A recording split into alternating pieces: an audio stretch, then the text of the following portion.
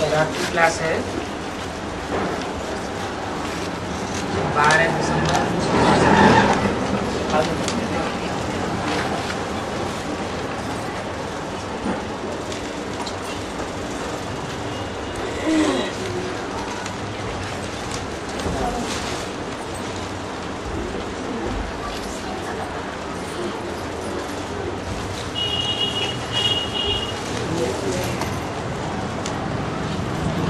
बाबा बच्चे कहते हैं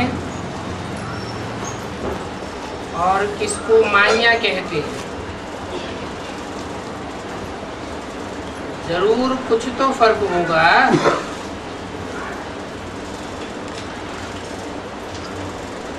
माई कौन है और बच्चा कौन है? कोई की सर्विस से खुशबू आती है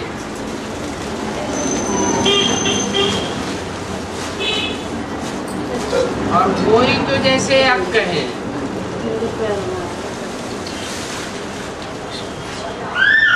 ये तो बाप ने समझाया है कि तुम जैसे हमारे साथ आए हो ऊपर से।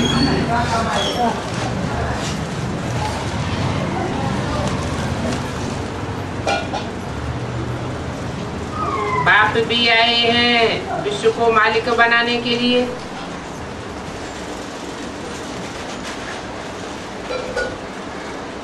तो विश्व का तुम मालिक बनते हो।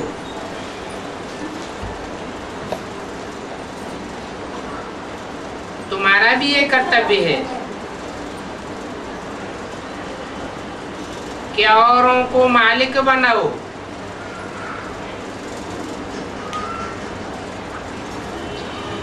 बाप के साथी बनो।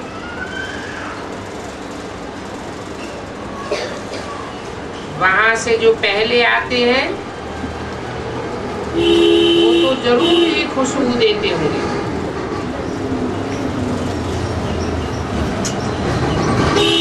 कहाँ से पहले आते हैं?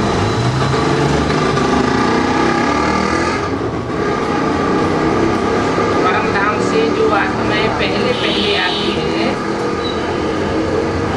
ज्यादा खुशबू देने वाली क्यों होंगी? खुशबू माना दिव्य गुणों की खुशबू, क्योंकि वो आत्माएं ऑलराउंड पार्ट बजाने वाली है। पूरे 5000 वर्ष का चक्र लगाती है तो विशेष अनुभवी होती है।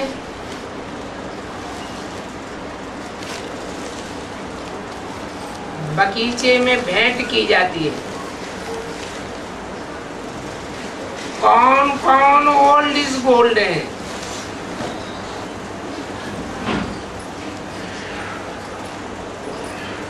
जैसे सर्विस है वैसा उनका खुशबूदार फूल।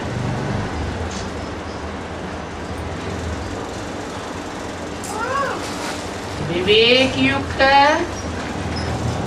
अनुभवों से भरी हुई सर्विस करते हैं ना।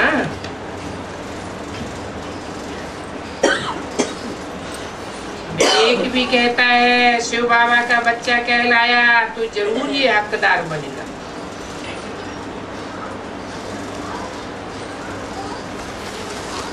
विश्व के मालिक बने का हकदार जरूर बनेगा। तो वो खुशबू भी आनी चाहिए।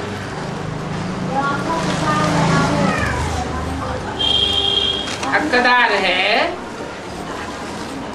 तब तो बाप आकर नमस्ते करते हैं।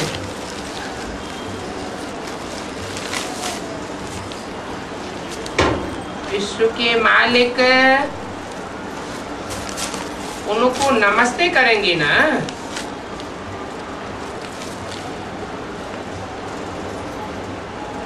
तुम विश्व के मालिक बेशक रहते हो,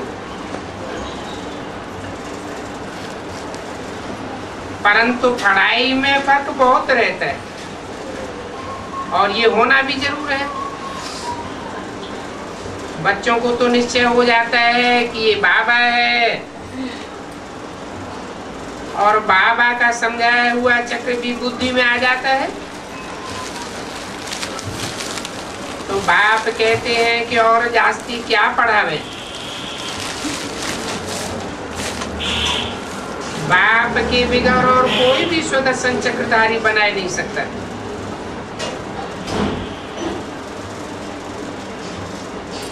और कोई क्यों नहीं बना सकता?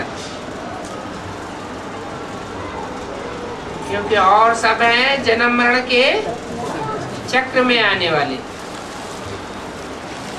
एक बाप ही है ऐसा तुरीय जो इस सृष्टि पर आकर जन्म मरण के चक्र में नहीं आता, चक्कर में नहीं आता, तो उनकी बुद्धि भी चक्रित नहीं होती, कुछ भी भूलते नहीं है। सारा चक्र उनकी बुद्धि में सदैव रहता ही, ज्ञान का सागर है। आकर के तुमको सुदर्शन चक्रधारी बनाते। तुम्हारी आत्मा के 84 जन्मों के चक्र को तुम्हारे सामने क्लियर करते और तुम बच्चे बनते भी हो इशारे से। जो कल पहले बने हैं वो ही बनते। ढेर के ढेर बच्चे आते हैं। पवित्रता के ऊपर कितना अत्याचार होता है, कितने तो डरते हैं।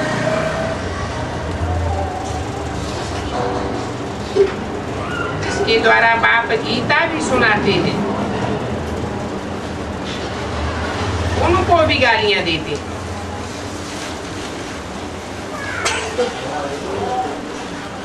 परंतु उनको गाली तो लगती नहीं। बाप कहते हैं कि जब बहुत गाली देते हैं, कच्छ मच्छ अवतार कह देते हैं,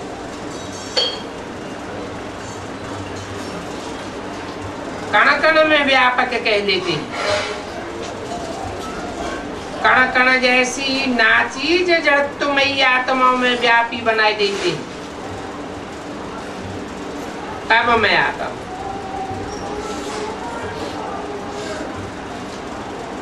न जानने के कारण बाप पर और तुम्हारे ऊपर कितने कलंक लगाए।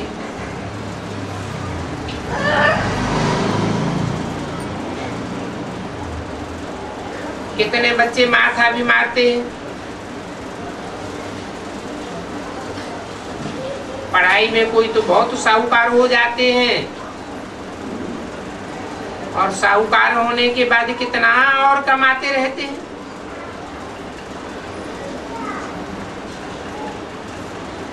कोई कमा हुआ ऐसे भी होते हैं एक एक ऑपरेशन में 2-2, 4-4 हजार मिल जाते हैं। और कोई तो कुटुंब की पालना भी नहीं कर सकते। तो पढ़ाई पढ़ने वालों में फर्क हो जाता है ना। ये तो बाप की पढ़ाई है। दुनियावी पढ़ाई तो एक जन्म के लिए होती है। यहाँ तो कोई जन्म जन्मांतर के बादशाह बन जाते,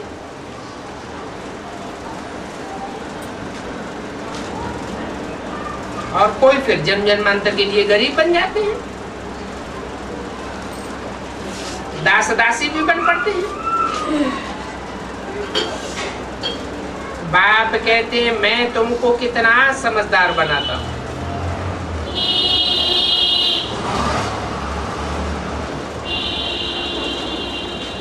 विश्व के मालिक बन जाते हो। ये लक्ष्मी नारायण समझदार हैं तब तो विश्व के मालिक हैं। अभी तुम तो सब बातों में कहेंगे ड्रामा। ड्रामा में जैसा जिसका पार्ट भरा हुआ है, बनी बनाई बन रही, अब कछु बननी नहीं।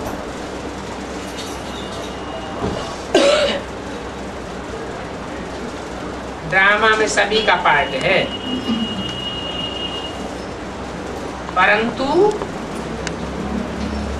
ड्रामा को आगे नहीं रखना होता है। आगे क्या रखेंगे? पुरुषार्थ को आगे रखना है।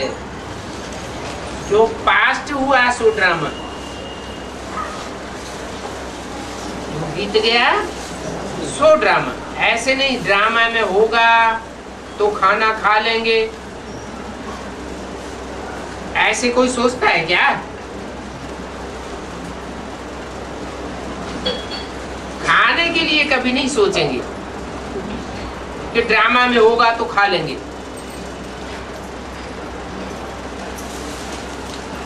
हर बात में पुरुषार्थ करना पड़ता है। होता वही है जो ड्रामे में होता है। बाप कहते हैं कि ड्रामा में जो कुछ होता है वो सब कल्याणकारी है, कुछ भी अकल्याणकारी होने वाला नहीं है।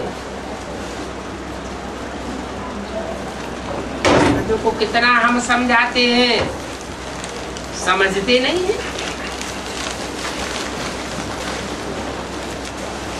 इसमें मैनर्स भी बहुत अच्छे चाहिए।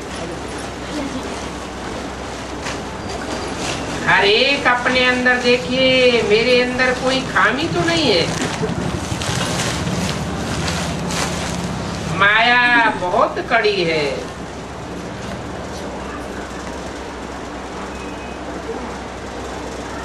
जो माया है उसको कैसे निकालें? माया माना जो 5 विकार भरे हुए हैं, 5 विकारों की जो कट चढ़ी हुई है जन्म जन्मांतर की, उस जन्म जन्मांतर की कट को कैसे निकालें?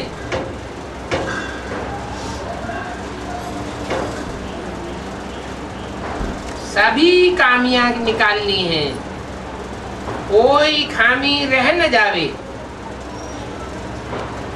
बिल्कुल पवित्र बन करके वापस जाना है। बाप कहते हैं बांधेलियां सबसे जास्ती याद में रहती। क्यों? बंधन में है। एक तरफ कहते हैं निर्बंधन पंछी ऊंचा उड़ेगा, जिससे पक्षी को कोई बंधन ना हो वो ऊंचा उड़ेगा, या पिंजरे में रहने वाला पंछी ऊंचा उड़ेगा? है बंधन में ना हो, निर्बंधन ऊंची चाड़ी चढ़ता है, और बंधन में बंधा रहने वाला तो इतनी उड़ान नहीं भर सकता। फिर यहाँ कहते हैं कि बांधेलियां सबसे जास्ती याद में रहती है। इसका मतलब हुआ कि बांधेलियों की याद की पुरुषार्थ जास्ती होता है, बाकी सेवा का पुरुषार्थ, कर्मणा सेवा या वाचा सेवा उतनी नहीं कर सकते। फिर भी 4 सब्जेक्ट है ना, ज्ञान, योग, सेवा और दिव्य गुण। इन चारों ही सब्जेक्ट्स में जो याद में ज्यादा रहता है नीचे आ जाओ, वो लास्ट में फास्ट चला जाता है। इसलिए बोला कि बांधेलियां बहुत याद में रहती है, सेवा नहीं कर सकती, कर्मणा सेवा नहीं कर सकती, वाचा सेवा नहीं कर सकती, क्योंकि उनको बंधन है। धन की सेवा नहीं कर सकती, परंतु याद में तो रह सकती है। मन को तो कोई नहीं रोक सकता, ये तो अंदरूनी पुरुषार्थ है। तो सबसे जास्ती याद में बांधेरियां रहती है, इसलिए अंत में जब रिजल्ट निकलता है तो पता चलता है कि बहुत अच्छा पद पाती, जितना मार खाती है उतनी जास्ती याद करती है।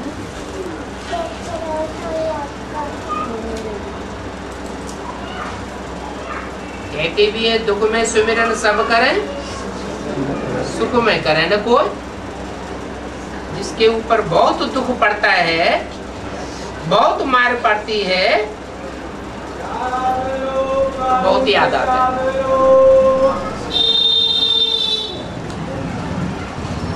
जरूर अंदर से निकलेगा हाय शिव बाबा।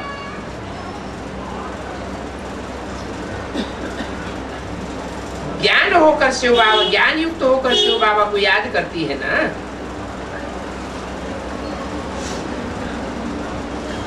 उन बांधेरियों का चार्ट याद का बहुत अच्छा रहता है।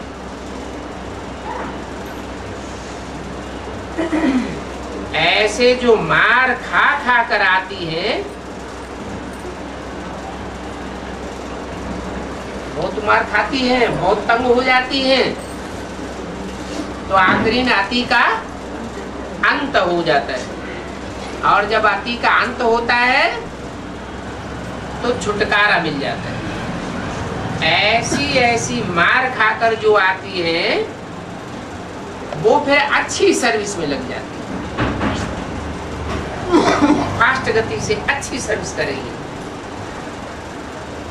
अपना जीवन ऊंच बनाने के लिए अच्छी सेवा में लग जाती है। अगर वो सेवा न करें तो उनकी दिल खाती रहेगी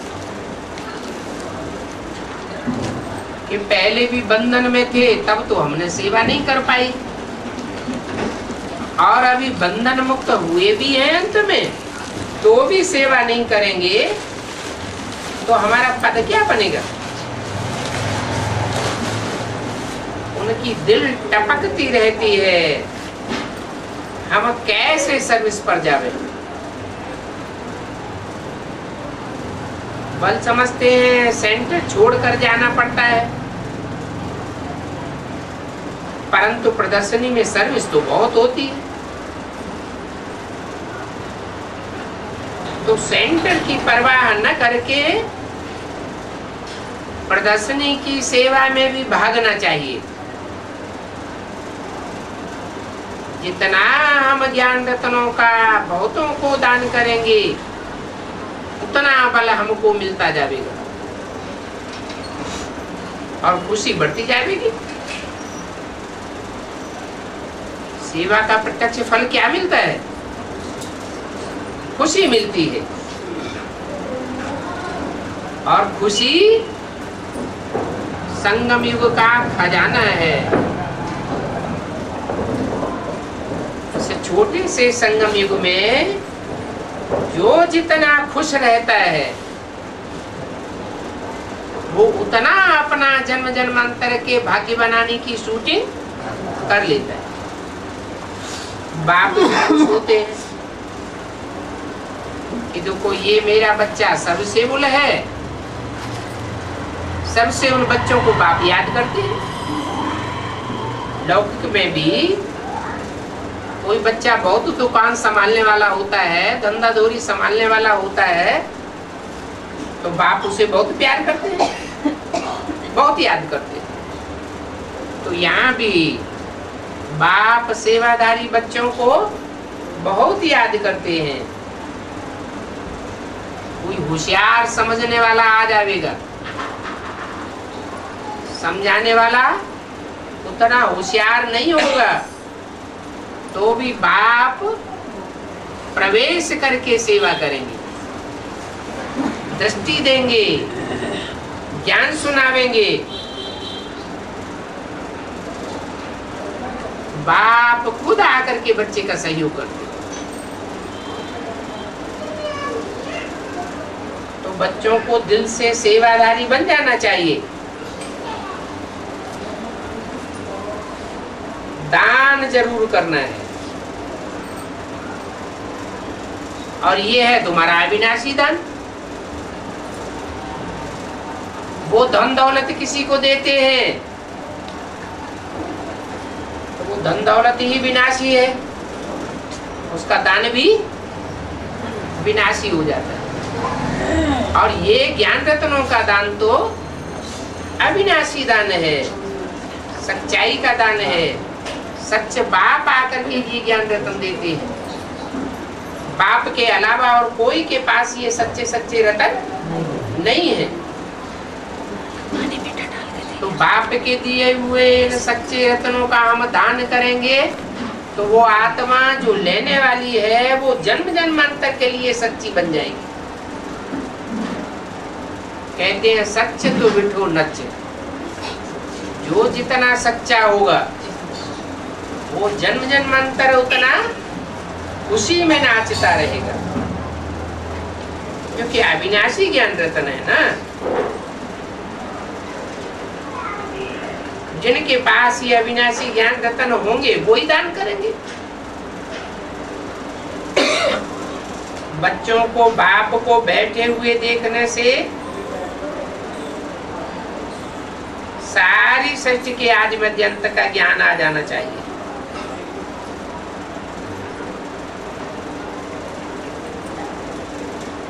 क्योंकि बाप है सारी मनुष्य सृष्टि का बीज। जैसे आम का बीज हथेली पर आता है तो देखने से ही पता लग जाता है इसका झाड़ ऐसा होगा, इसके फल ऐसे होंगे, इसके फूल ऐसे होंगे। तो ऐसे ही जिनके सन्मुख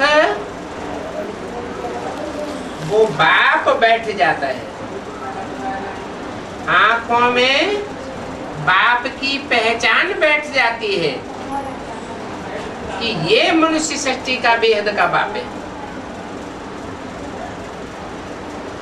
मनुष्य सृष्टि के बेहद के बाप को आत्माओं के बाप ने अपनाया हुआ है। दो है बेहद के बाप, एक है हम बिंदु बिंदु आत्माओं का बाप। बिंदु बिंदु आत्माएं अविनाशी आत्माएं।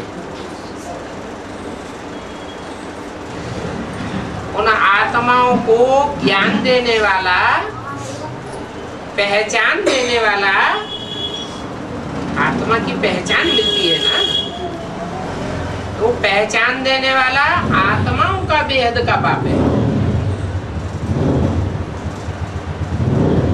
मनुष्यों का बाप आत्मा की पहचान नहीं देता। 500-700 करोड़ मनुष्य है इस दुनिया में। 500-700 करोड़ मनुष्यों को आत्मा का ज्ञान कोई मनुष्य नहीं दे सकता, चाहे मनुष्य सृष्टि का बीज रूप पहला ही मनुष्य क्यों न हो, जिसको कहते हैं आदम, एडम, आदिदेव, वो भी नहीं दे सकता। क्यों? क्योंकि वो भी जन्म मरण के चक्र में आता है। लेकिन उस मनुष्य सृष्टि के पिता में जो पहले पहले प्रवेश करने वाला सुप्रीम सोल बाप, आत्माओं का बाप है, वो सबको आत्मा का परिचय देकर आत्मा का जन्म देता है। पहले तो हम अपनी आत्मा को जानते ही नहीं थे। जब जानते नहीं थे तो क्या हमारी आत्मा का जन्म हुआ ये हम कहें? हम तो शरीर समझते थे। अपन को क्या समझते थे? कि हम तो देह है, देह तो विनाशी होती है। तो विनाशी देह समझने के कारण हम जैसे तुच्छ बुद्धि थे। अभी तो हमारी बुद्धि में बात बैठ गई है क्या कि हम देह नहीं है, विनाशी देह नहीं है, हम क्या है? हम तो अजर अमर विनाशी आत्मा है, ज्योति बिंदु आत्मा, जिसमें अनेक जन्मों का पार्ट भरा हुआ है। ये हमारी बुद्धि में बात बैठ जाती है तो जैसे हमारी आत्मा का जन्म हुआ, आत्मा का हमको परिचय मिला। तो आत्मा को जब आत्मा का अपना परिचय मिलता है फिर वो बाप को भी पहचान लेती है। बाप को कैसे पहचानेगी?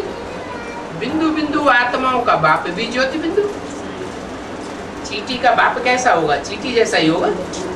सांप का बाप कैसा होगा? सांप जैसा लंबा ही होगा। तो आत्मा ज्योति बिंदु, तो आत्माओं का बाप भी ज्योति बिंदु। और ज्योति बिंदु आत्माओं का बाप इस सृष्टि पर जब आता है तो मनुष्य सृष्टि का जो पहला मनुष्य है उसमें प्रवेश करता है। वो तो जानता है इस मनुष्य सृष्टि की पहली पहचान लेने वाली आत्मा कौन है, पहले परमधाम से उतरने वाली आत्मा कौन है। तो श्रेष्ठ बच्चे उसकी नजर में रहते हैं।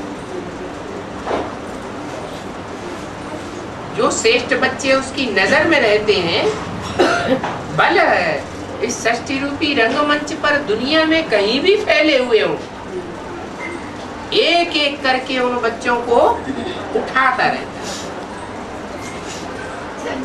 बच्चों को तो पता नहीं है हमारा कौन सा नंबर है, हम किस नंबर से ऊपर से नीचे आए हैं, लेकिन वो तो जानता है।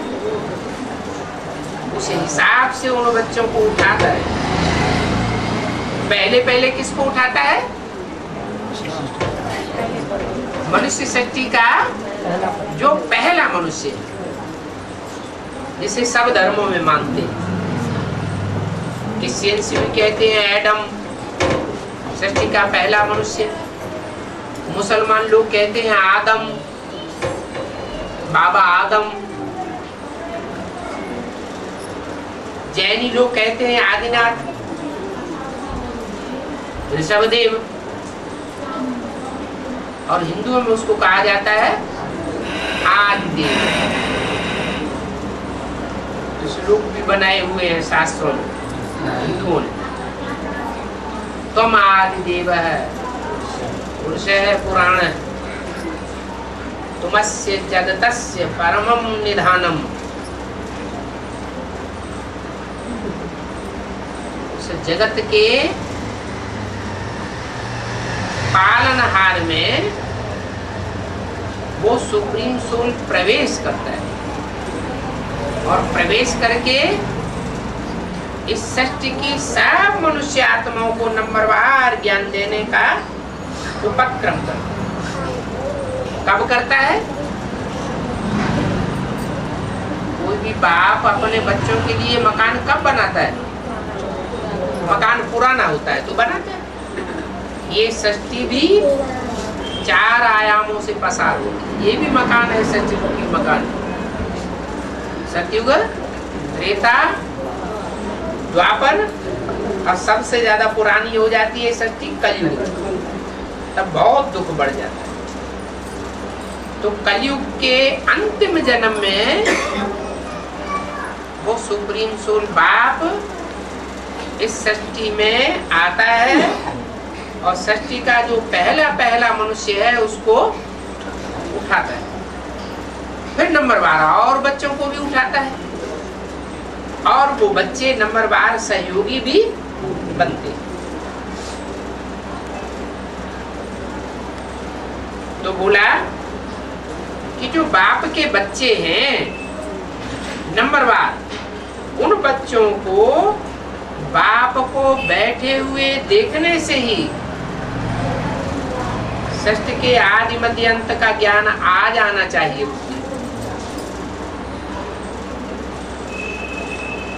सारा चक्र बुद्धि में फिरना चाहिए कि बाप ही षष्ठी के आदि मध्य अंत को जानने वाला है, जरूर ज्ञान का सागर है।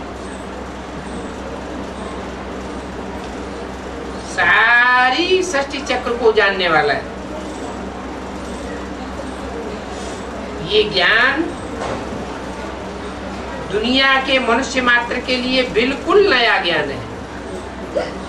क्या मनुष्य गुरुओं ने तो जो सुनाया सो शास्त्रों में ही लिखा हुआ पुराना ज्ञान सुनाया, कोई नई बातें तो सुनाई नहीं। और भगवान बाप जब आते हैं तो शास्त्रों की पुरानी बातें नहीं सुनाते, बिल्कुल नई बातें आकर सुनाते। और रोज रोज आकर के कुछ न कुछ नए नए ज्ञान के पॉइंट देते हैं।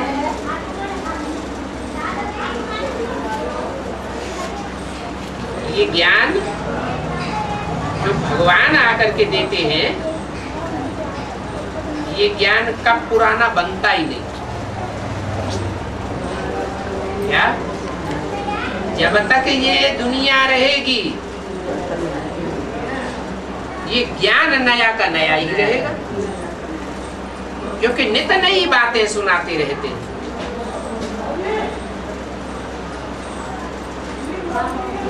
ब्रह्मा के तन में आए तो भी नए नए पॉइंट्स मिलते रहे। ब्रह्मा ने शरीर छोड़ दिया तो क्या नई बातें नहीं सुनावेंगे? तो भी नए नए पॉइंट सुनाते रहते।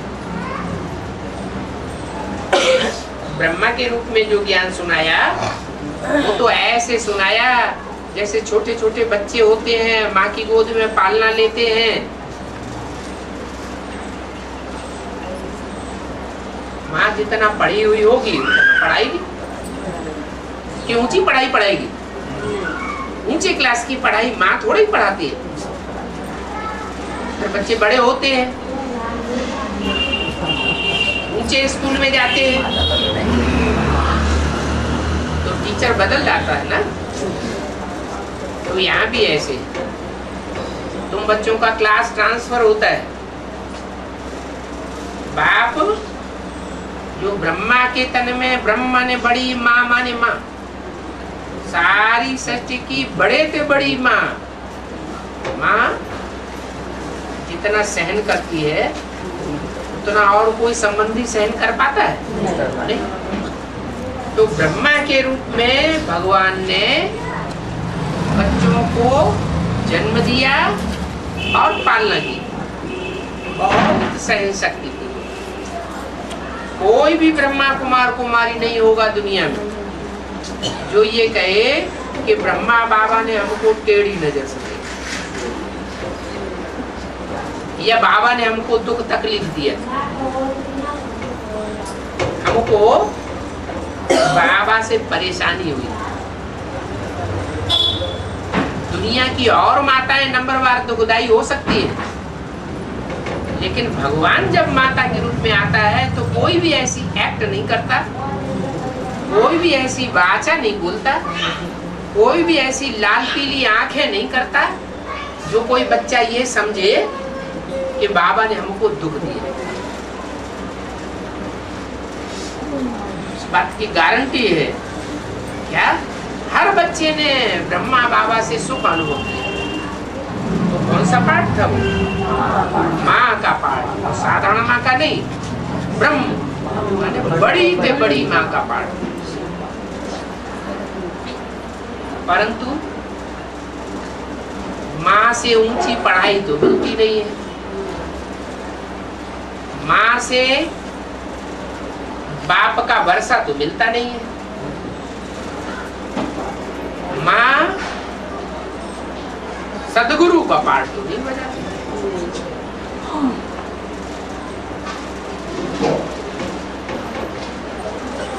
लेकिन बाप कहते हैं कि मैं जब बाप के रूप में आता हूं तो बाप के रूप में तुम बच्चों को पालना भी देता हूँ, वर्षा भी देता हूँ, बाप के रूप में जन्म भी देता हूँ। क्या बाप के रूप में जन्म कैसे? सिर्फ इतने कहने मात्र से ही जन्म हो जाता है कि तुम ज्योति बिंदु आत्मा हो? क्यों? पहले तो तुम नहीं जानते थे कि तुम ज्योति बिंदु आत्मा हो, तो तुमको पहचान दे दी कि तुम ज्योति बिंदु आत्मा हो, देह नहीं हो। तो तुम्हारा आत्मा का जैसे जन्म हो गया ना। परंतु ये तो सामान्य पहचान है। ये भी बिंदु आत्मा, वो भी बिंदु आत्मा, वो भी बिंदु आत्मा, 500 करोड़ सब ज्योति बिंदु आत्मा। तो ये कहेंगे कि हमको अपनी असली पहचान मिल गई? नहीं, ये तो एक सामान्य बात हुई कि सभी ज्योति बिंदु आत्मा। स्पेशल पहचान तब कहें, स्पेशल वर्षा तब कहें जब हर आत्मा को अपने 84 जन्मों का ज्ञान हो जाए। कम से कम 84 जन्मों में से जो पहला जन्म है, जिसका शास्त्रों में गायन होता है 33 करोड़ देवताएं,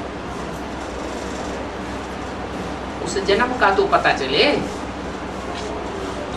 मैं कौन सा विशेष पार्ट बजाने वाली देवता की आत्मा?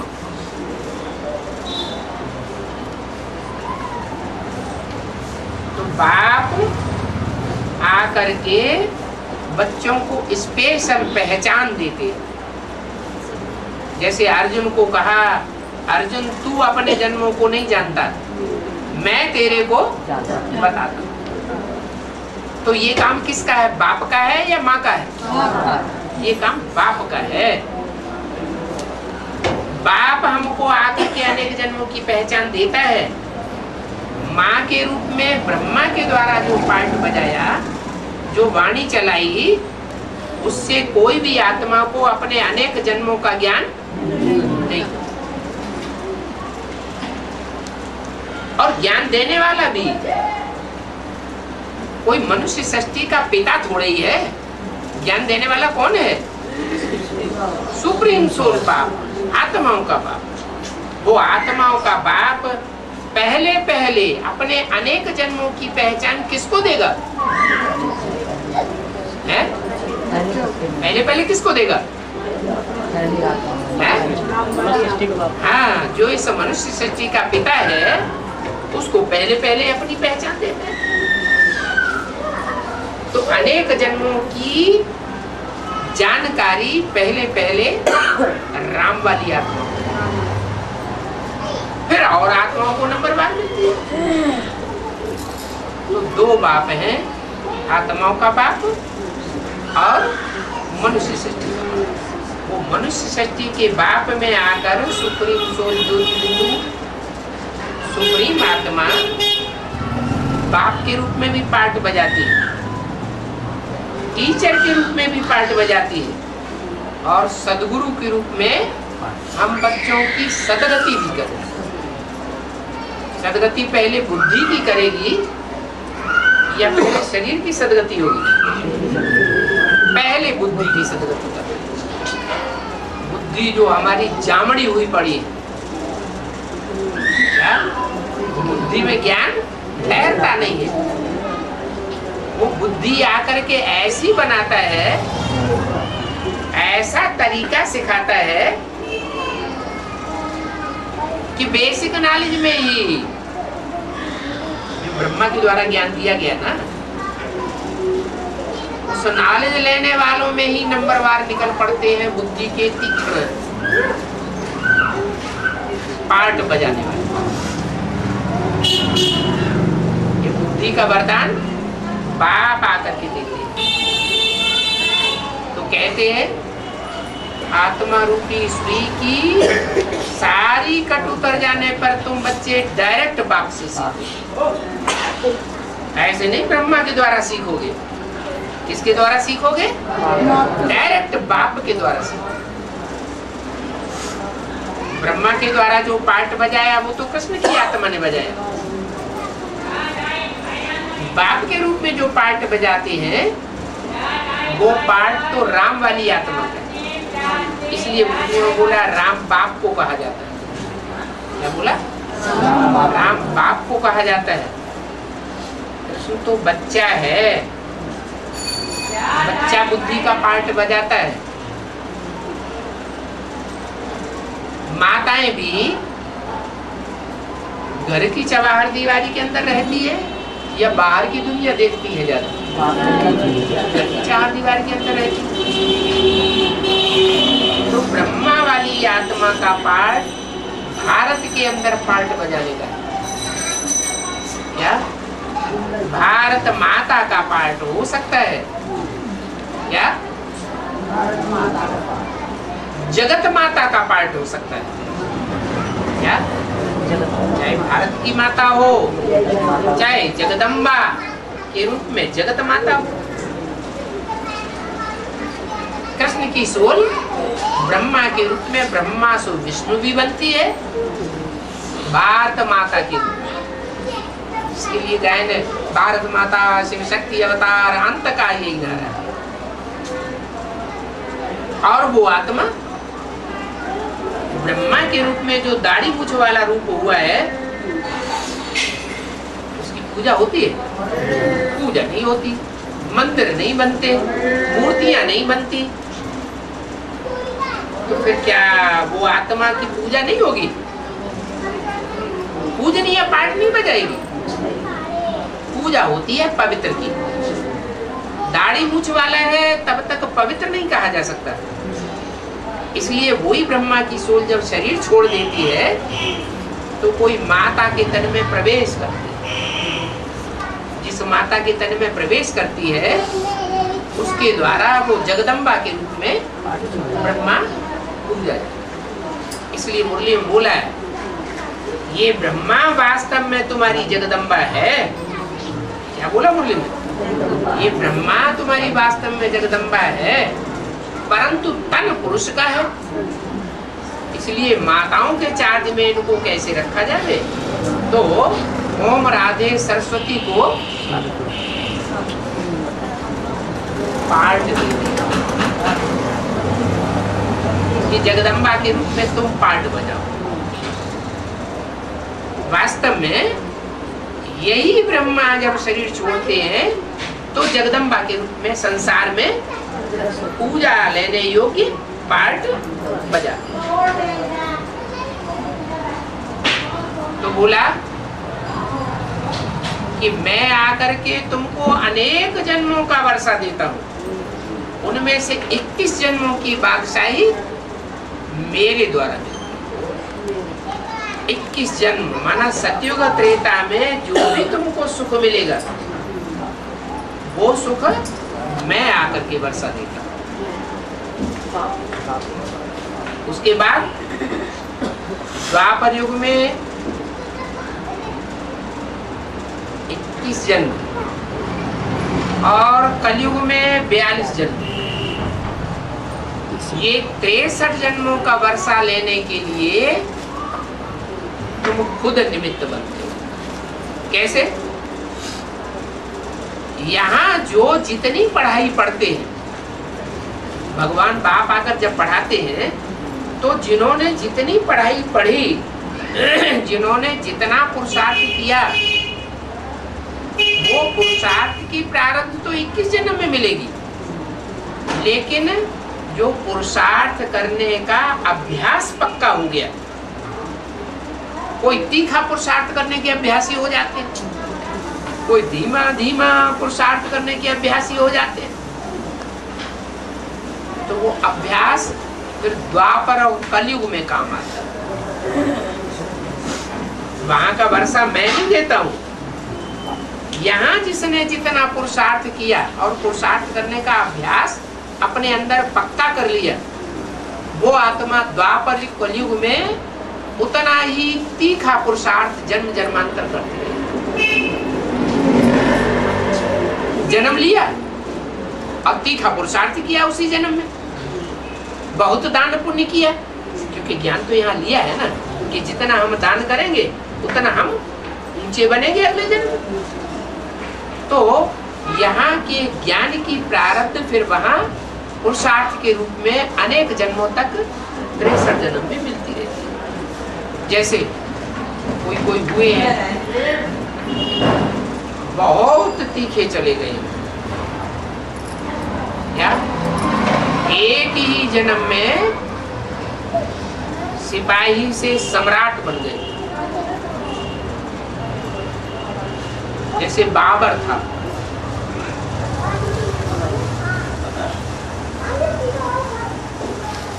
बहुत छोटा सा व्यक्ति था, अपने बाप का बच्चा,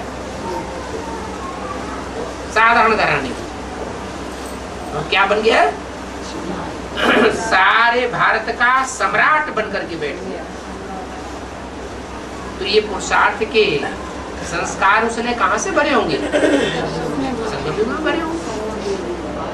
ऐसे ही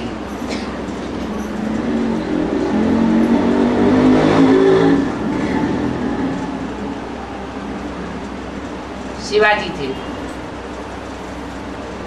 शिवाजी के पिता औरंगजेब के राज्य में एक छोटे से ओहदेदार थे,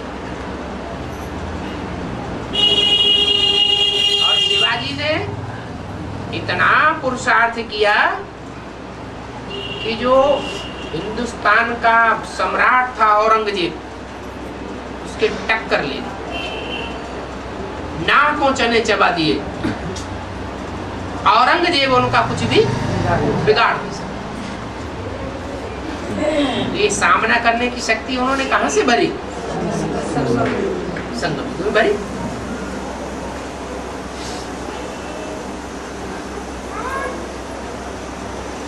तो ढेर सारे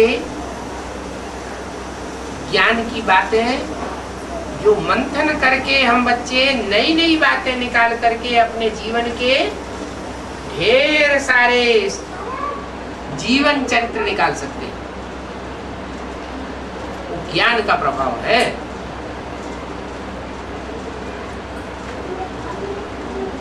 और ऐसी तीक्ष्ण बुद्धि बनती कब है? जब ब्रह्मा के द्वारा शिव भगवान ने हमको बेसिक नॉलेज दी, बताया कि तुम ज्योति बिंदु आत्मा हो और मैं तुम्हारा बाप भी ज्योति बिंदु आत्मा। वो प्रैक्टिस उस समय जितनी जिन्होंने फाउंडेशन के पीरियड में कर ली कि मैं स्टार आत्मा हूँ, मेरा बाप स्टार है, उस बिंदु की याद में जो जितने टिके उनकी आत्मा सूक्ष्म बन जाती है। बुद्धि कैसी बन जाती है? सूक्ष्म बन जाती है। सूक्ष्म बुद्धि में ज्ञान ज्यादा टिकेगा या स्थूल बुद्धि में ज्यादा ज्ञान टिकेगा? सूक्ष्म बुद्धि में ज्ञान ज्यादा टिकेगा। इसलिए बोला कि आत्मा रूपी सुई की सारी कट जब उतर जाएगी बिंदु को याद करते करते, तो तुम डायरेक्ट बाप से सीखोगे, डायरेक्ट बाप को पहचानोगे। ब्रह्मा ने तो शरीर छोड़ दिया, लेकिन ऐसे थोड़े ही है कि बाप चला गया। नहीं, बाप तो मुरलियों में बोला है, मैं तुम बच्चों को साथ लेकर के जाऊंगा, साथ रहेंगे, साथ खाएंगे, साथ पिएंगे, साथ खेलेंगे और साथ साथ घर वापस ले जाओ। तो बीच में कैसे चले जाओगे?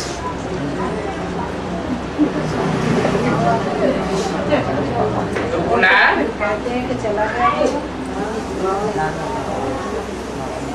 नहीं, कभी कुछ कहते हैं, झूठ बोलने वाले तो 20 तरह का झूठ बोलते हैं। कभी कहते हैं कि ज्योति बिंदु बाप ब्रह्मा के सूक्ष्म शरीर में आते हैं, सूक्ष्म शरीर में प्रवेश करके फिर वो सूक्ष्म शरीरधारी ब्रह्मा गुलजार दादी में प्रवेश करता है। ऐसे ऐसे कहते हैं, लेकिन मुरली में तो बोला है मैं सूक्ष्म शरीरधारी ब्रह्मा में आता ही नहीं, मेरा तो सूक्ष्म शरीर बनता ही नहीं है, मैं तो हल्की फुल्की ज्योति बिंदु आत्मा हूँ। मेरा अगर सूक्ष्म शरीर बने तो स्थूल शरीर में भी आना पड़ेगा, न मेरा सूक्ष्म शरीर है न मेरा स्थूल शरीर, मैं तो सदैव ज्योति बिंदु हूं। उस ज्योति बिंदु रूप को जिन बच्चों ने याद किया बेसिक नॉलेज में, उनकी बुद्धि इतनी तीखी हो जाती है कि वो तीक्ष्ण बुद्धि से जब उनको एडवांस कोर्स दिया जाता है तो मनुष्य सृष्टि के बाप को पहचान लेते हैं। उनकी ज्योति बिंदु आत्मा की कट जैसे बेसिकली सारी कट उतर गई, तो उन्होंने बाप को पहचाना और डायरेक्ट बाप से सीखते हैं। बाकी ऐसे समझते हैं कि ब्रह्मा के तने में शिव बाबा आता था तो चला गया, अपने को निर्धन का समझते हैं। लेकिन बाप कहते हैं तुम्हारा तो धनी धोरी आया हुआ है, जब तक ये संगम युग है तब तक तुमको बाप अपने साथ ही साथ रखें। परम धाम ले जाएंगे तो भी साथ ले जाएंगे। तो वंडरफुल नॉलेज है जो बाप ही बताते हैं। कोई कितना भी बड़ा साधु संत महात्मा हो,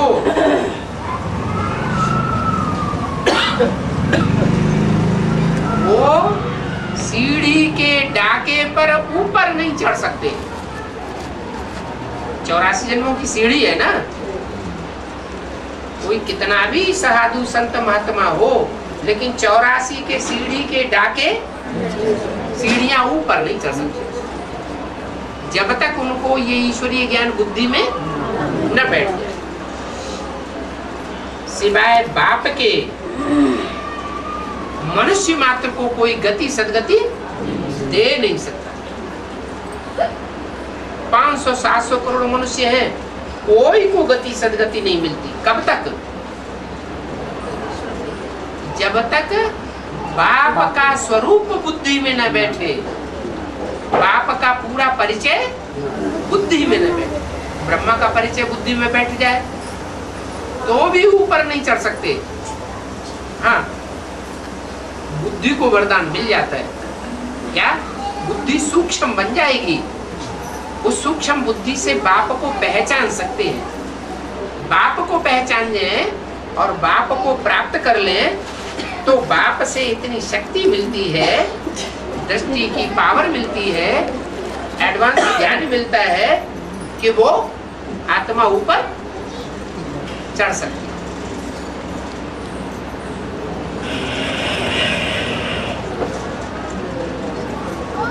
तो बोला कि न मनुष्य न देवता सदगति दे सकते, न कोई महात्मा सदगति दे सकता है। सिर्फ एक बाप ही है जो सारी दुनिया के मनुष्य मात्र को गति और सदगति का वरदान देते। दिन प्रतिदिन तुम्हारी वृद्धि होनी। क्या कहा?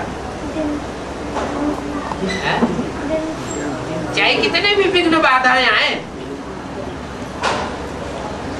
ईश्वरीय ज्ञान है ना, बहुत ऊंचा ज्ञान है, बहुत श्रेष्ठ रास्ता है, परंतु अच्छे रास्ते पर विघ्न भी बहुत आते हैं। तो बोला जितने भी विघ्न आए फिर भी तुम्हारी वृद्धि होती रहेगी और तुम्हें कोई ज्यादा मेहनत भी करने की दरकार नहीं। क्या?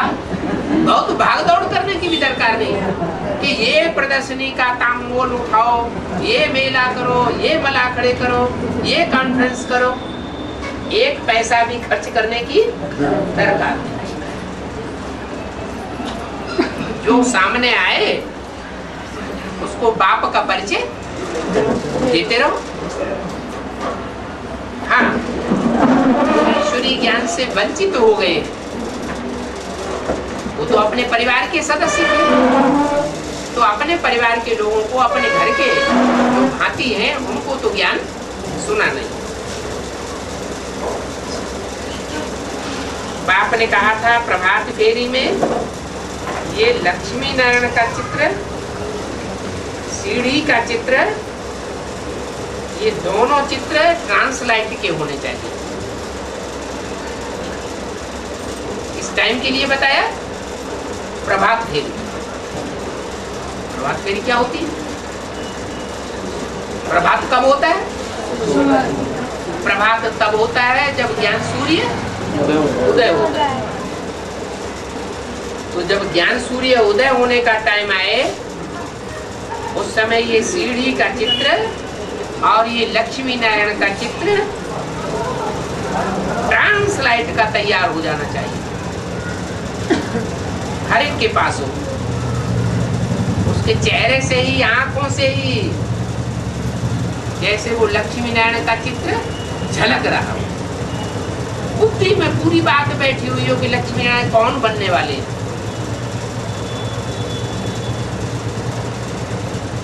वो ज्ञान में चलने वाली आत्मा के सन्मुख ही कोई आवे तो 84 जन्मों की सीढ़ी का दर्शन करने लगे। बिजली की कोई ऐसी चीज हो जिससे चमक आती रही, वो तो स्थूल बिजली है। लेकिन कोई आंखों में, कोई की आंखों में ऐसी चमक दिखाई पड़ती है कि बिजली का काम करती हो, है? नहीं दिखाई पड़ती। देखो क्राइस्ट का चित्र देखो, महात्मा बुद्ध का चित्र देखो, गुरु नानक का चित्र देखो, उनकी आंखों से ही जैसे चमक आ रही। तो ऐसे ही आत्मा जो है वो बाप की याद में रहकर ऐसी चमक, ऐसी बिजली धारण कर सकती है। आगे चल करके सब बच्चे नंबरवार अनुभव करेंगे कि जो भी आत्मा सन्मुख आवेगी और 1 सेकंड की दृष्टि लेने से ही ज्ञान में सरेंडर हो। नहीं तो दुनिया इतनी बड़ी है, एक एक को बैठ करके 7-7 दिन ज्ञान सुनाओ तो भी उनकी बुद्धि में बैठे बैठे न बैठे। लेकिन आगे चलकर कि ये करिश्मा होगा कि दृष्टि देने मात्र से ही उनकी बुद्धि में सारा ज्ञान बैठेगा।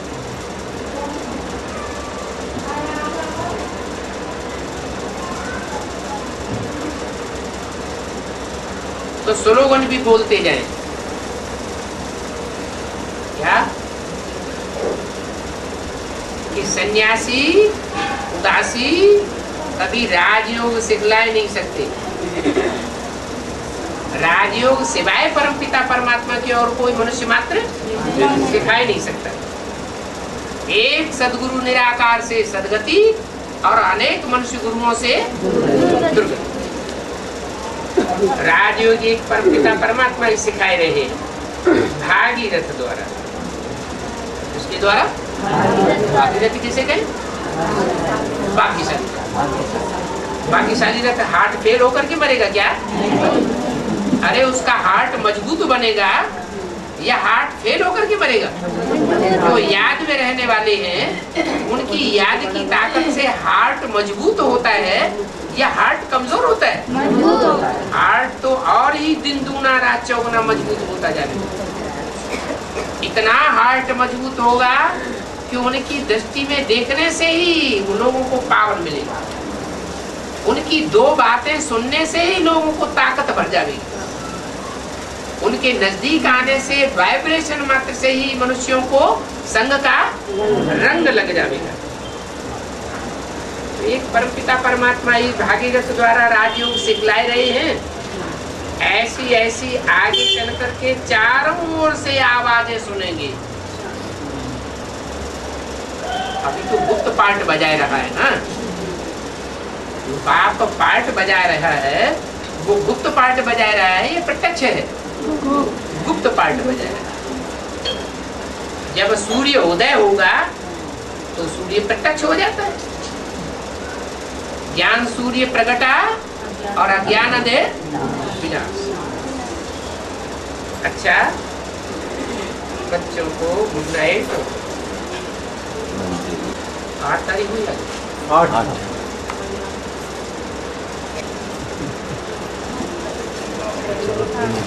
अशोक नगर।